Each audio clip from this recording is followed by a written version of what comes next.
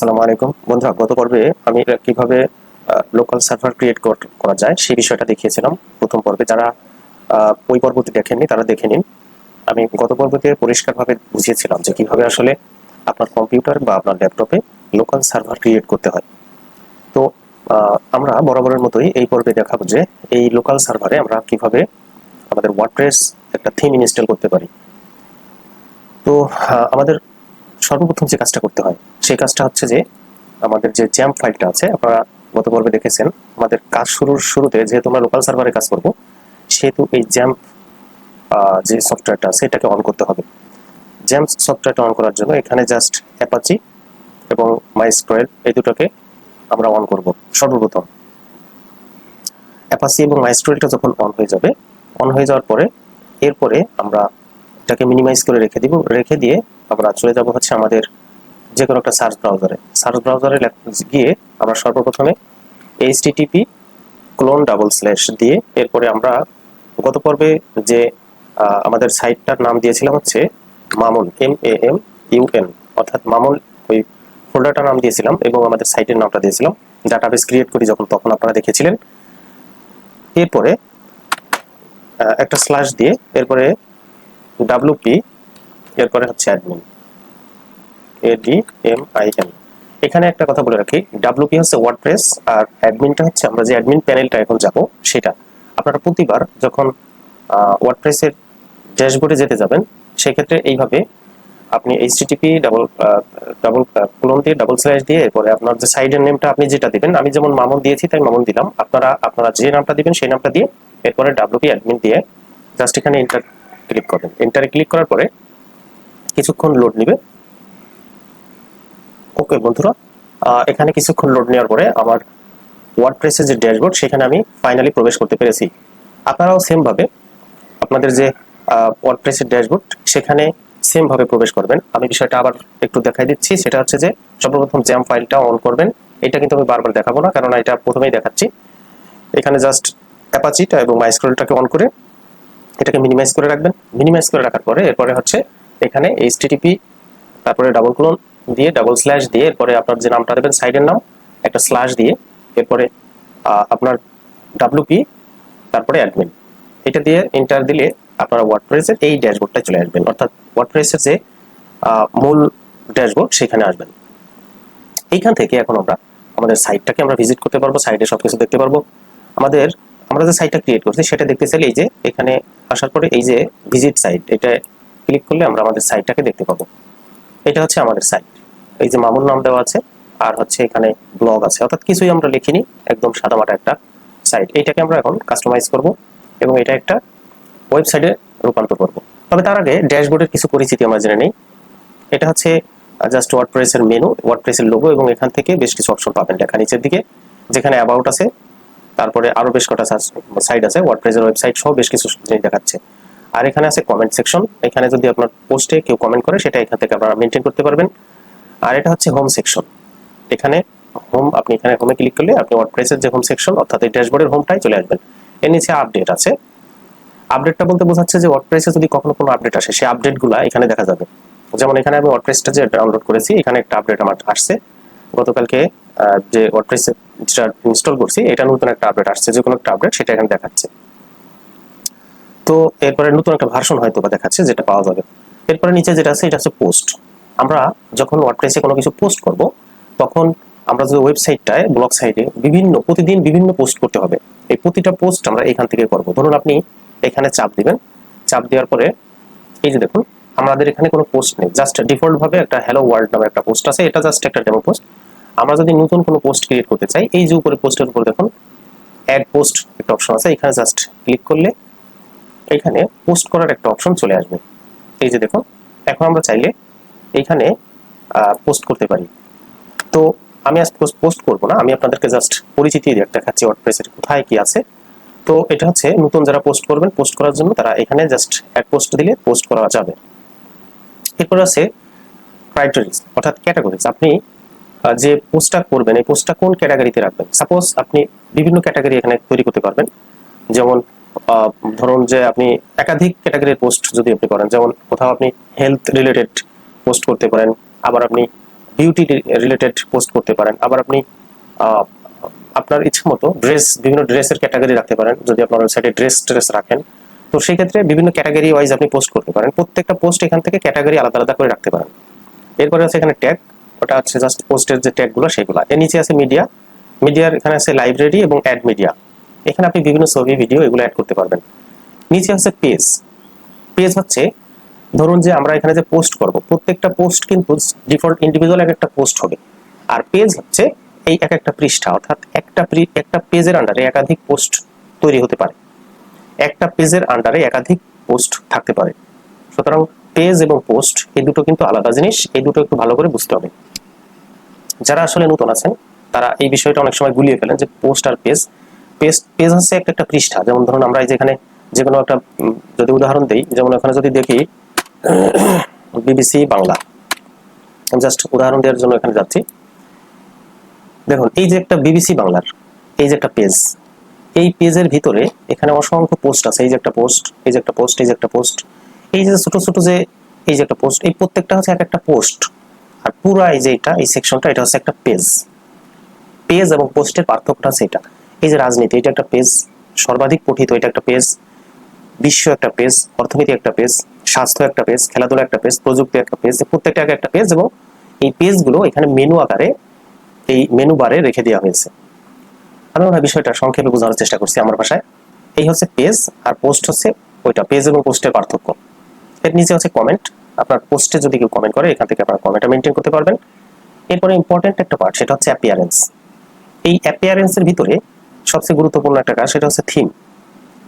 আমরা যখন বিভিন্ন ওয়েবসাইটে যাই, যেমন এই একটা ওয়েবসাইটে আসছি, এই ওয়েবসাইটের ইন্টারফেসটা দেখুন, এখানে রেড আছে, এখানে বিবিসি লেখা আছে, এরপরে এই যে এখান থেকে মেনু বার আছে। সো এই আপনার ওয়েবসাইটের চেহারা কেমন হবে, এই চেহারা দেখা যাবে মূলত হচ্ছে এই অ্যাপিয়ারেন্সের এই থিম থেকে। আমরা যদি থিমে ক্লিক করি একটু দেখি, দেখুন আমাদের এখানে 3টা থিম আছে, অর্থাৎ আমাদের এই থিমটা ইনস্টল করা আছে। আমরা যদি চাই বিভিন্ন স্টাইলের সুন্দর সুন্দর থিম ইনস্টল করতে পারবো আমাদের ওয়েবসাইটে। এখানে দেখুন অসংখ্য থিম আছে, আপনার যে স্টাইলটা পছন্দ হয় সেই স্টাইলের একটা থিম এখান থেকে ইনস্টল করে দিতে পারেন। যখন আপনি ইনস্টল করবেন তখন আপনার ওয়েবসাইটের যাবতীয় কন্টেন্ট ঠিক এই ফরম্যাটে দেখাবে,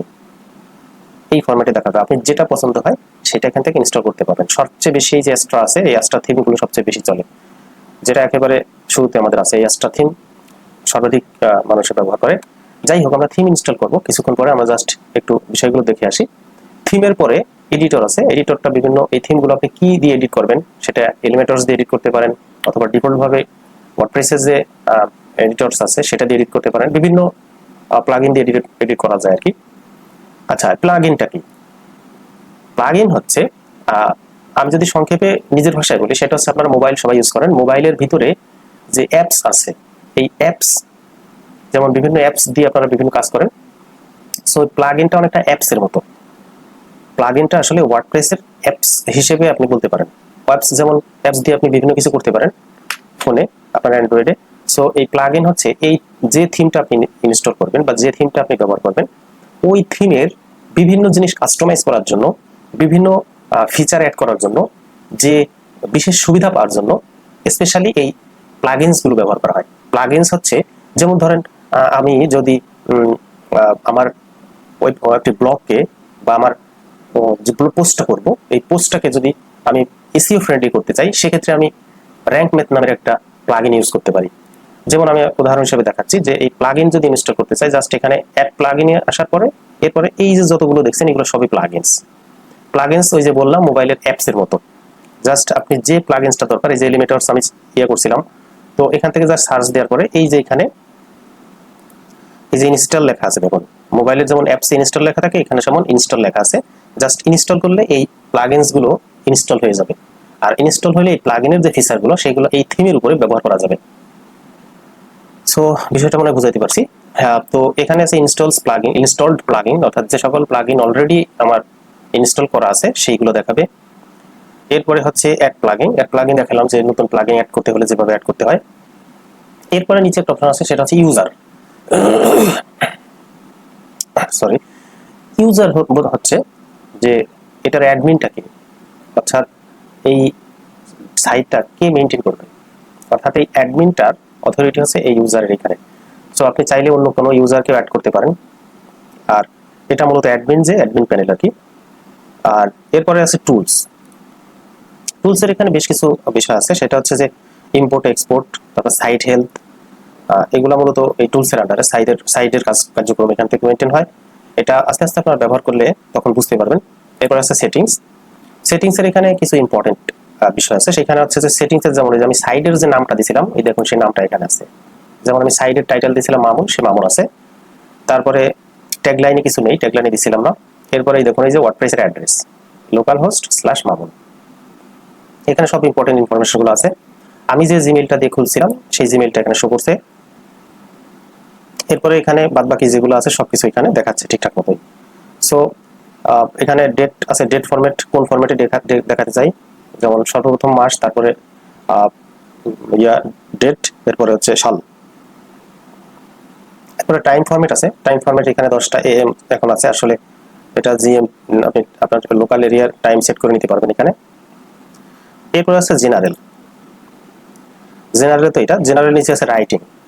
সেটিংস এর রাইটিং অনেক ইম্পর্টেন্ট একটা বিষয়। এখানে আছে আপনি যে লিখবেন পোস্টগুলো, এই পোস্টগুলো আসলে ক্যাটাগরাইজ করতে হলে এখান থেকে ক্যাটাগরাইজ করতে হবে। এরপরে হচ্ছে পাসওয়ার্ড যদি আপনি চেঞ্জ করতে চান এখান থেকে পাসওয়ার্ড আপডেট দিতে পারেন। এরপরে আছে রিডিং বলতে যে সকল অডিয়েন্সরা আপনার পোস্টগুলো দেখবে তারা কোন ফরম্যাটে দেখবে এবং কিভাবে দেখবে, অর্থাৎ তারা কিভাবে রিড করবে আপনার পেজটা। এখানে ধরেন এখানে blog post show at most 10, অর্থাৎ 10টা পোস্ট আপনার শো করবে পেজে।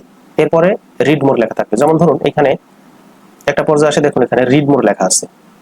শেষের দিকে আসার পরে এখানে বিবিসিতে এখানে অনেকগুলো দেওয়া আছে, তাই যখন আপনি দেখবেন এই যে দেখুন এই যে এখানে এই যে আরো চিহ্ন দেওয়া আছে, আরো আছে সামনে, তাই তো এই যে আরো চিহ্নগুলো অর্থাৎ আরো ভিতরে আছে সেগুলো আপনাকে পড়তে হলে এখানে ক্লিক করতে হবে। এরকম বিষয়গুলো এখান থেকে দেখাবে, অর্থাৎ 10টা পেজ দেখানোর পরে এরপরে রিড মোড দেখাবে। এরপরে হচ্ছে টেক্সট কোন স্টাইলে আসবে, for each post is feed include. আর এইখানে একটা জিনিস দেখাচ্ছে, সেটা হচ্ছে আপনি ইওর হোম পেজ ডিসপ্লে, আপনার হোম পেজটা আসলে কিভাবে দেখাতে চান। যদি আপনি সাইট দেখাতে চান তাহলে এখানে হোম পেজের কোন পেজটা দেখাবেন, ক্যাটাগরাইজ বিভিন্ন পেজ থাকবে, যে পেজটা দেখাবেন এখানে সেই সকল পেজ দেখাবে, সেই পেজটাকে এখান থেকে সিলেক্ট করে দিবেন। আমার এখানে পেজ তৈরি করা নাই তাই এরকম দেখাচ্ছে। সো এই হলো মূলত ড্যাশবোর্ড পরিচিতি। এখন আমরা একটা পেজ ক্রিয়েট করব। পেজ ক্রিয়েট করার আগে আমরা একটা থিম ইনস্টল করি। থিম ইনস্টল করা দেখাই। তো অ্যাপিয়ারেন্সে আসবো, যেটা বলছিলাম, অ্যাপিয়ারেন্স আসার পরে এখানে থিমসে ক্লিক করার পরে জাস্ট এখানে আমরা একটা থিম ইনস্টল করি। সেটা হচ্ছে যে ধরুন অ্যাস্ট্রা থিমটা ইনস্টল করি। অ্যাস্ট্রা একটা ইম্পর্টেন্ট থিম, মানে মোস্ট পপুলার এই যে অ্যাস্ট্রা থিম। আমরা অ্যাস্ট্রা থিম ইনস্টল করার জন্য জাস্ট সিম্পলি এইখানে যে ইনস্টল আছে ইনস্টল বাটনে ক্লিক করব। ইনস্টলে ক্লিক করার পরে কিছুক্ষণ অপেক্ষা করব। অপেক্ষা করলে এটা ইনস্টল হচ্ছে, ইনস্টল হয়ে যাচ্ছে। ইনস্টল হওয়ার পরে আমরা জাস্ট অ্যাক্টিভ করে নিব। ওকে, ইনস্টল হয়ে গেছে অলরেডি। এই যে লেখা আছে ইনস্টলড, এখন এই যে লেখা আছে অ্যাক্টিভ, আমরা এখান থেকে জাস্ট অ্যাক্টিভ করে নেব। ওকে, এখন আমাদের যে সাইটটা আছে এই সাইটটা এই অ্যাস্ট্রা থিমটা ইনস্টল হয়ে গেছে, কিন্তু আরো বেশ কিছু সাইট এখানে আছে, এগুলোকে জাস্ট আমরা ডিলিট করে দেব এখান থেকে জাস্ট ডিলিট করে দেব। এই যে এখানে দেখুন ডিলিটের অপশন আছে, এখান থেকে যেগুলো আমাদের কাজে লাগবে না ওগুলো ডিলিট করে রাখবো। এটা ডিলিট করে দিলাম। এই যে একটা আছে এটাকেও ডিলিট করে দেই। এই যে ডিলিট। আপনারা যে থিমটা আপনার কাজে লাগবে না সেই থিমটাকে ডিলিট করে দিবেন, তার কারণ অতিরিক্ত থিম এখানে রেখে জাস্ট সাইডের জায়গা নষ্ট করার কোনো দরকার থাকবে না। ওকে, এখন আমরা আমাদের সাইটটাকে একটু ভিজিট করি। এখন আনসেন্স, কোনো চেঞ্জ হয়নি, তার মানে আমরা যেহেতু কোনো পোস্ট করিনি এই জন্য আসলে আমাদের পেজটা এরকম দেখাচ্ছে। সো এখন আমরা থিম ইনস্টল করলাম। থিম ইনস্টল করার পরে এখানে আমরা দেখবো যে কোনো আপডেট আছে কিনা এবং কোনো কিছু চাচ্ছে কিনা। এখানে দেখা যাচ্ছে কাস্টমাইজ করার কথা বলছে। অ্যাস্ট্রা থিমটা এখানে ইনস্টল করার পরে এখানে কাস্টমাইজের একটা জায়গা আছে, এখান থেকে আমরা কাস্টমাইজ করে নিব থিমটাকে। আপনারা আপনাদের থিম যখন ইনস্টল করবেন, থিমে যদি কোনো প্লাগইন চায় স্পেশালি প্লাগইনসগুলো ইনস্টল করে নেবেন এবং পরবর্তীতে আপনারা জাস্ট কাস্টমাইজ করে নেবেন। এই যে দেখুন, এটা হচ্ছে আমি এখন আমার সাইডে ইনস্টল করেছি। এখানে বেশ কিছু নাম আছে। উপরে দেখুন হোম, সার্ভিস, অ্যাবাউট, তারপরে আছে রিভিউজ। এই যে যেগুলো আছে এগুলোকে বলা হচ্ছে মেনু। এই মেনু বারে এই যে যেগুলো আছে প্রত্যেকটা একটা মেনু, এগুলাকে আমরা চেঞ্জ করতে পারবো। জাস্ট এই যে সাইডে পেন্সিল আইকন আছে এখানে ক্লিক করে আমরা এগুলোর নাম চেঞ্জ করে আমাদের পছন্দ মতো নাম দিতে পারবো। এখানে মানে ক্লিক করে আমরা এটার লোগো চেঞ্জ করতে পারবো। অর্থাৎ এই পুরো জিনিসটা আমরা আমাদের মতো করে সাজাতে পারবো। তো বন্ধুরা, ভিডিওটা অনেক বড় হচ্ছে, আমি পরের ক্লাসে ফুল এই থিমটাকে কিভাবে কাস্টমাইজ করতে হয় সেই বিষয়টা দেখাবো। সাথে থাকুন। সেই পর্যন্ত আল্লাহ হাফেজ।